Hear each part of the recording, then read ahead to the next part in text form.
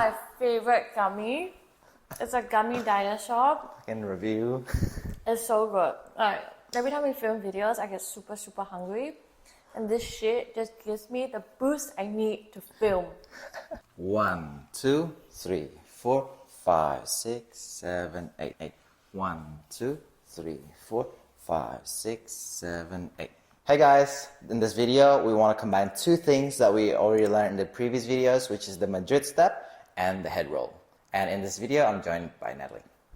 The move is 1, 2, lift up, 4, and then do a head roll, 5, 6, 7, 8. Important in this move is to start having your hands go up.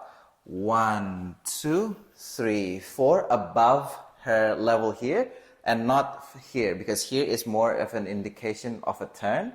But if we go up here, it's going to be easier to do this, then open to do a head roll.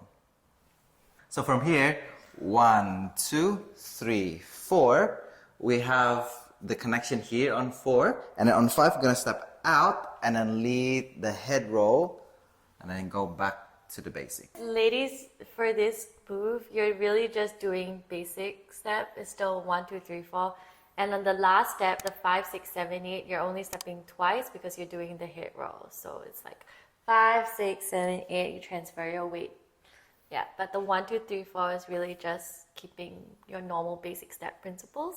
And then 5, 6, 7, 8, make sure you transfer your weight so that you're ready to go.